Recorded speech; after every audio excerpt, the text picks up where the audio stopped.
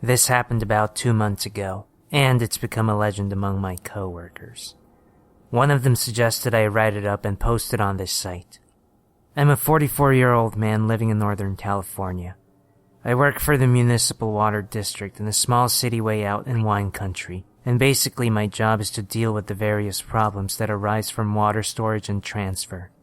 If you've never been here, Napa County is mostly a giant marshland with tons of farms, vineyards, rolling hills, and small mountains to the east. On the other side of the mountains are more vineyards and wineries. This place is old, and so are the water storage tanks. We have towers, ground tanks, old standpipes, and even subterranean tanks, which we call watery graves, because of the danger of working with them, and the occasional things you find in them. I do physical checks on the tanks and assess for integrity, damage, tampering, or erosion, and take water samples for the guys back at our lab if I feel the potable water could be contaminated. Essentially, I'm what happened to the water boy after his knees went bad and he retired from football. Unlike a lot of the jobs that people take to scary places, night security guards and park rangers and the like, my job gives me the opportunity to see a lot of pretty sunsets and landscapes, and my visits to certain properties usually result in gifts of free wine or homemade cheeses. But every so often, creepy things happen. I find a lot of cracked pipes and dirty needles around the tanks, because rural teenagers use them for cover or as chill spots. I also find spent shells, bullet casings, and every once in a while, some dumbass uses the tank itself for target practice. I once found a pair of bloody underwear in a field near the base of a tower, and some obvious signs of a struggle. Definitely call that one in. Until 2 months ago, the weirdest thing I ever saw was while driving through the mountain pass in the evening, where two dudes in a horse costume were casually making their way down the road. Then one evening, I got a property assess request, on my way home from work. The site was way up past the state park in the eastern hills. Most of the jobs up there are simply checking the tanks on old dirt roads or talking to rangers about their irrigation and plumbing. That area is covered in crazy thick woods, and all the roads are dark and winding. Now, technically, I could have done this job the following day, but I finished it that night. I would be able to cut the next day's workload in half and start my weekend early. So I went. It was just after 8 p.m. by the time I got there, and it was getting dark. I had to pay attention because I had never been to this specific place before. It took me a while to find the road that led to the site, but soon I made a left turn off the main highway and headed down a dusty little one-way road that snaked through the woods. About a quarter mile in, I rolled past a young woman standing by a tree. By the plainness of her clothes, I figured she was one of the locals, probably a rancher's daughter.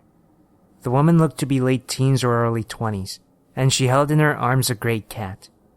The two didn't appear to be heading in any particular direction, and just watched me with empty stares as I drove by.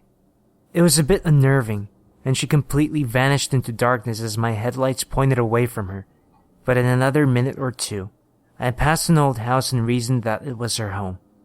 It was pitch black by the time I arrived on location.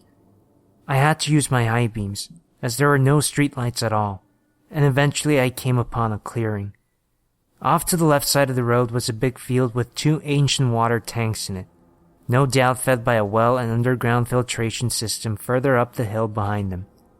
I realized I'd be doing a lot of walking then. A rickety wooden fence surrounded the field, and a few horses ambled around inside it.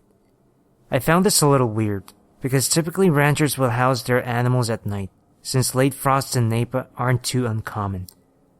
The whole property seemed in disrepair, like no one had been around for a long time. If there's one thing you learn quick in my job, it's that farmers and folks who live in rural places or up in the mountains tend to have guns. The police take long to get out there during emergencies, so these people look after their own. Therefore, wandering out to a tank unannounced is a good way to end up with a bullet in your spine, even if the tank isn't actually on their property. Even though I could probably sneak the job and get done faster, I opted inside to notify the owner of my presence. I drove a bit further.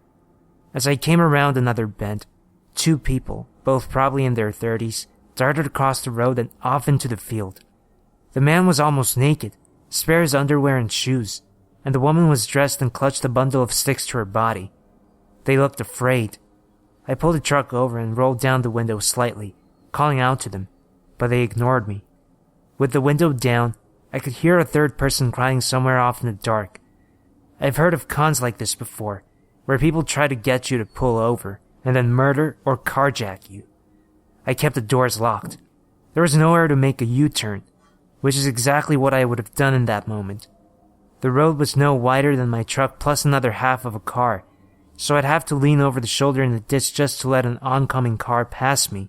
On the field side of the road, a steep 3-foot slope led down into the grass, precluding an attempt to double back. Dim light emanated from the windows of a large house up ahead, so I sped up to reach it. As I approached, more and more people appeared. They glowed in the light of my high beams, then vanished into the dark as I rolled by. Some of them were completely nude. Some buried their faces in their hands, some staggered, as if dazed, while others ran full sprint down the road behind me, trying to get away from something up ahead.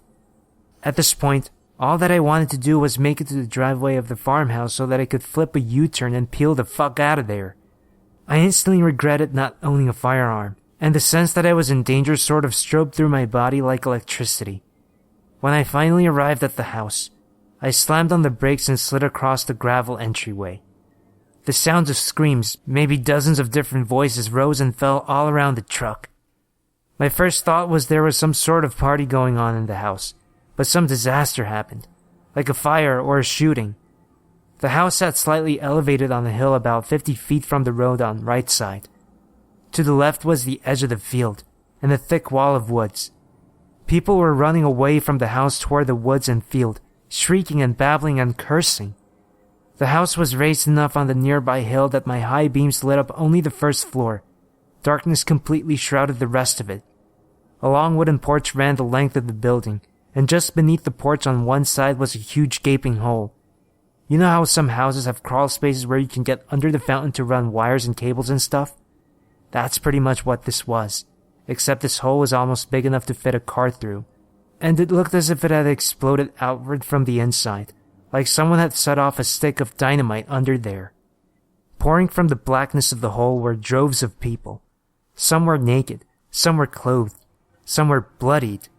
They limped and screamed and crawled out of that hole like ants from a drowned nest, scratching at their hair and arms. One of them simply walked down to the lawn in front of my truck, sat down cross-legged and began praying with a big smile on her face. Some of them laughed hysterically and sang, then began screaming and crying like they couldn't control their emotions. Sitting on the porch, cast in silhouette from the lights inside, was a man. I couldn't see his face, but he looked down at the chaos unfolding below his house, then over to me. He reached his hand up slowly and waved, acknowledging my presence, then just stared at me as if awaiting a response. If you have never heard a person dying in pain, they sound a lot like animals. The closer they get to death, the more their screams resolve into guttural howls. Someone inside that hole, deep down in the dark, was dying, while everyone else fled. They sounded like a tortured animal, and even though I was more afraid than I ever had been in my life, I still felt the momentary urge to rush inside and help. But another part of me knew that that's exactly what the man on the porch wanted. So instead, I threw my truck in reverse, backed out of that entryway, colliding with two people as I did, and blazed off into the night with total disregard for anybody running down that road. I noped the fuck out of there in warp speed and nearly wrapped the truck around an oak tree doing so. The drive back to the main highway took less than half the time it took on the way out. My brain spat a million explanations at me, trying to rationalize what I'd just seen.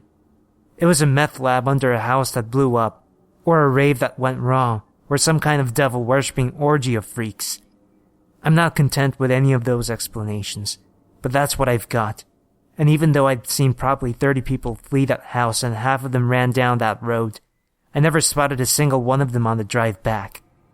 The only person I did see was the young woman with the cat. They were standing in the same place as before. They hadn't moved an inch. As I blew past her, the woman waved at me. When I got back to the city at the bottom of the hill, I called 911 and told them what I'd seen. I also followed up with them in the days after the event, but was never given much of an explanation. All I was told was that they were investigating suspicious activity.